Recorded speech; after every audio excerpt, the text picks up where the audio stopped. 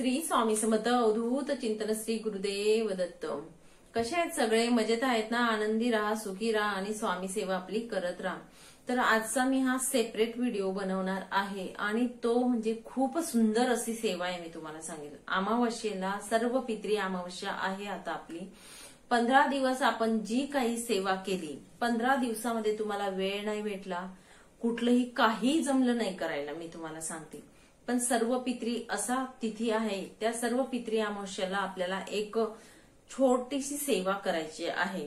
ती सेवा जर तुम्ही केली, ती सेवा केल्याने आपल्या घरामध्ये पितरांचा जो शुभ आशीर्वाद असतो तो आपल्याला लाभतो, मनस शांती मिळते, मनाचं स्वास्थ्य मिळतं, गृह जे असतं गृह शांती, आपल्या घरात जी असते ती शांती नांदते, कटकट होत नाही, कुटुंबामध्ये पितरांचा अखंड असा संरक्षण मिळतं, म्हणजे कवच तयार होतं पितरांचं, हे लक्षात घ्या। म्हणून मी हा सेपरेट असा व्हिडिओ बनवलेला आहे आणि खूप प्रभावशाली अशी सेवा आहे, ते मी तुम्हाला सांगते। ती सेवा कशी करायची आहे आणि नक्कीच सगळ्यांना सांगेल मी, जो पण हा व्हिडिओ बघेल त्यांना सगळ्यांना सांगेल। तुम्हाला जर समजा पितृ दोष सांगितलेला असेल, नारायण नागबली असू द्या, कुठलेही मोठे मोठे विधी असू द्या, तुम्हाला सांगितलेले असतील, तुम्हाला सांगू का, घरात तुम्ही नक्की करा। तुम्हाला करायचं असेल, मी ते बोलणार नाही त्या विषयावर, पण जर सर्व पितरी अमावस्येच्या दिवशी हा विधी जर तुम्ही तुमच्या घरात केला, ही जर पूजा तुम्ही केली, तर नक्कीच तुम्हाला पितरांचा आशीर्वाद मिळतोच 100%। म्हणून मी तुम्हाला सांगेल की हा जो मी आज सेवा सांगणार आहे, ही नक्कीच सगळ्यांनी करावी। तर आणि याच्यात असं काही नाहीये की आपले आई वडील आहेत का नाहीयेत, हा विषय नाहीये, तर सगळे ही सेवा करू शकतात, हे लक्षात घ्या। सगळ्यात म्हणजे आधी सांगते, कारण बऱ्याच लोकांचा प्रश्न येतो की माझे आई वडील तर जिवंत आहेत, मग मी सेवा करू की नको करू, तर त्यामुळे मी सगळ्यात आधी तुम्हाला हा प्रश्न सांगितलेला आहे।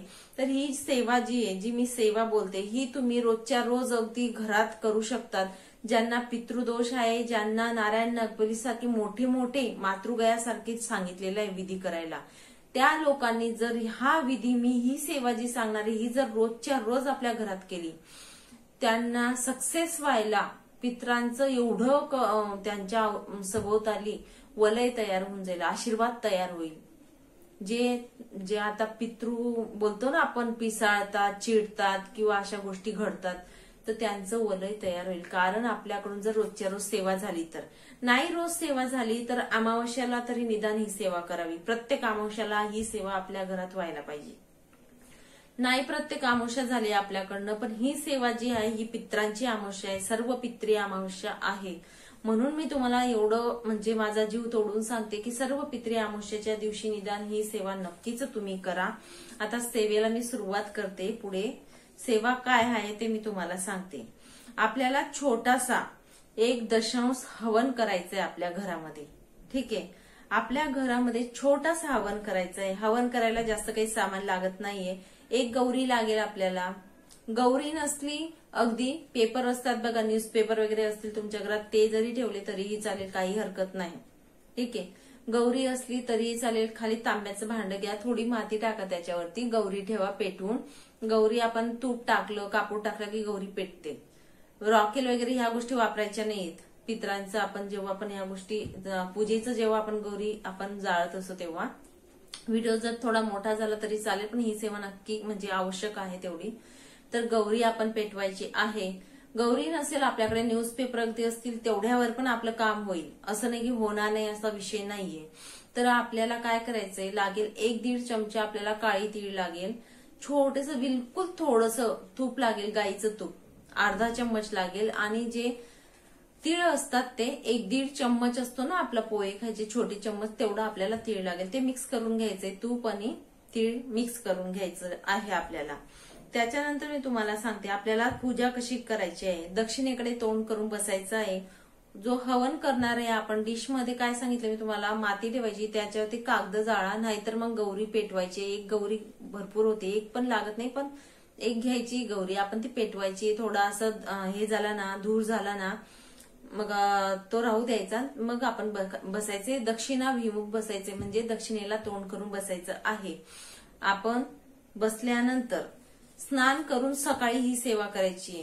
ते सांगायचं राहिलं माझं. जसं पितृस्तोत्राची आपण 15 दिवस सेवा केली नाही, त्या प्रकारे आपल्याला आंघोळ केल्यानंतर बसायचं आहे. जी आपलं पित्रांची चटई घेत होतो ती चटई घेतली चालेल, ती वेगळी ठेवली होती आपण 15 दिवस ती चटई घ्यायची. आपण त्याच्या म्हणजे आंघोळ करून बसायचंय, हा हवन करायचंय आपल्याला. छोटासा हवन आहे तो करायचा आहे.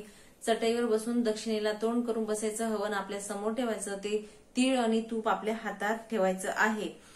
तर आपल्या नित्यसेवेचा ग्रंथ जो आहे हा, नित्यसेवेचा ग्रंथ जो आहे हा, बरोबर, याच्यामध्ये सेवा दिलेली आहे 170 पानावरती. ठीक आहे, 170 पानावरती आपल्याला हे बघा ऋचा क्रमांक हे जे दिलेलं आहे, हे जे पितृसूक्त पाठ दिलेला आहे. ठीक आहे, पितृसूक्त पाठ नमन. तर पहिल्या क्रमांकाची जी ऋचा दिलेली आहे, पहिल्या क्रमांकाची ऋचा दिलेली आहे, तिला काय करायचंय आपल्याला. आणि त्याच्या आधी सांगेल, जो जानवं वगैरे परिधान करताना तुम्ही जानवं काढून ठेवायचं आहे. ही पूजा करत असताना जानवं काढून ठेवायचं आहे, जानवं जो परिधान करत असेल त्यांनी. त्याच्यानंतर तुम्हाला सांगेल की हात जोडून बसायचंय. पहिली ऋचा क्रमांक पहिली जी ही वाचायची आहे आपली, पहिली 1 नंबरची वाचायची. नंतर विनियोग वाचायचा आहे तिथला. त्याच्यानंतर दुसरी ऋचापासून तर 18 ऋचा आहेत त्या पूर्ण, बरोबर 18 ओळी आहेत. ऋचा म्हणजे काय, ह्या ओळी ज्या आहेत त्या 18 आहेत. तर आपली ऋचा क्रमांकाला हात जोडून बसायचा आहे. आणि दुसरी जी ऋचा आहे आपली, दुसऱ्या ऋचेपासून इथून तर 15 ऋचा जोपर्यंत आपण बोलणार आहोत तोपर्यंत आपल्याला तीळ आणि गाईचं जे शुद्ध तूप असेल ते आपल्याला 1-2 तीळ त्या अग्नीमध्ये किंवा हार असेल तो गौरीचा त्याच्यावरती टाकायचा आहे. फक्त टाकत चालायचं आहे. एक ओळ झाली आपली, ही 2 नंबरची ओळ झाली पूर्ण, तिथे तीळ टाकायचंय, तूप गाईचं शुद्ध तूप आणि तीळ टाकायचंय. 3 नंबरची ओळ झाली की टाकायचं आहे. 4 नंबरची ओळ झाली की आपण तीळ तिथे टाकायची आहे. तर या प्रकारे आपल्याला हे पूर्ण हवन जो असतो तो करायचा आहे. हवन केल्यानंतर ऋचा क्रमांक जेव्हा ओळ नंबर 16 नंबरची ओळ येईल, 16, 17 आणि 18 दिलेल्या आहेत आपल्या नित्यसेवेच्या ग्रंथामध्ये दिलेलं आहे, तेव्हा हात जोडून बसायचा आहे. हे बघा, ही जी येते 16, 17, 18 जेव्हा पण येईल ना, ह्या कुठे गेल्या, ह्या ओळींना आपण परत हात जोडून बसायचा आहे. फक्त 2 ते 15 पर्यंत जेव्हा आपण वाचणार आहोत तेव्हा आपल्याला तीळ आणि तूप जे असतं ते आपल्याला हवनात टाकायचं, हे लक्षात घ्या. आणि नंतर आपण हात जोडून बसायचं आहे. जेव्हा इथे स्वाहा बोललं जातं हवनाच्या वेळी आपण काय करायचंय, जेव्हा आपण हे वाचू बघा, ओळ वाचू, तेव्हा स्वाहा बोललं जातं, बरोबर. जेव्हा शुभ कार्य बोलतो आपण, शुभ कार्य करत असतो तेव्हा काय बोलतो, स्वाहा. देवीचं असो स्वाहा. पण आपण हे पित्रांचं करत आहोत, तर आपण जेव्हा पण ओळ पूर्ण होईल, दुसरी ओळ पूर्ण झाली आपली की आपल्याला तेव्हा स्वधा बोलायचंय. स्वधा लक्षात घ्या, स्वाहा बोलायचं नाहीये, स्वधा बोलायचंय. मग तीळ आणि तूप टाकायचे. तिसरी ओळ वाचली, स्वधा बोलतो आणि टाकायचंय, हे लक्षात घ्या. एवढंच करायचंय, काही एक नाहीये. छोटासा हवन आहे, फक्त 18 ओळी आपल्याला वाचायच्या आहेत, काही एक नाहीये. पण ह्या 18 ओळी आपण जर वाचल्या आपल्या घरात तर आपलं कल्याण होईल, हे लक्षात घ्या. आपलं खूप मोठं कल्याण होईल. त्यामुळे सांगते की ही सेवा तुमच्या घरात व्हायलाच पाहिजे. अमावस्येच्या दिवशी तीळ उडतील. अजून त्याच्या पुढचं सांगते, तीळ जे असतात ते मग आगीच्या याच्याने उडतील ते तीळ. तर आपण पूजा झाली आपली, ते तीळ जे असतात ते कपड्याने सगळे गोळा करायचे आहेत. त्यांच्यावर पाय पडणार नाहीत याची काळजी घ्यायची आहे.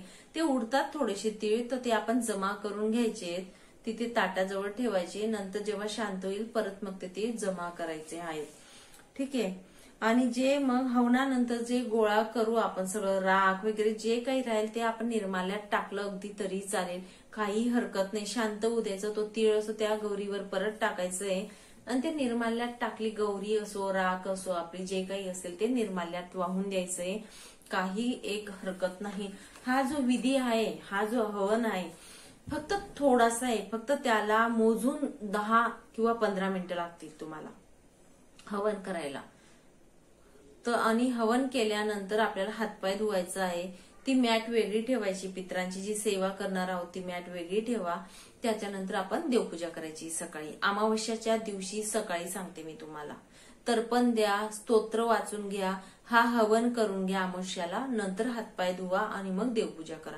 देवपूजा अगदी कमी झाली तरी चालेल त्या दिवशी, पण पितरांची सेवा करायला मात्र थांबू नका आणि स्किप करू नका ही सेवा, एवढंच सांगेल. कारण ही सेवा केल्यानंतर आपल्याला फळ मिळेलच.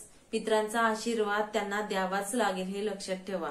म्हणून तुम्हाला सांगेल की आवर्जून हात जोडून सांगेल, ज्यांना कोणाला दोष असतील किंवा नसतील पण दोष, त्यांनी पण केलं ना, आपल्या सभोवताली पितरांचा आशीर्वादाचं वलय तयार होत असतं. त्यांचे शुभ आशीर्वाद जे असतात ते आपल्याला मिळत असतात. म्हणून सगळ्यांना सांगेल की नक्कीच पितरांची ही जी मी सेवा सांगितली ती नक्कीच करा आणि स्वतः अनुभव घ्या.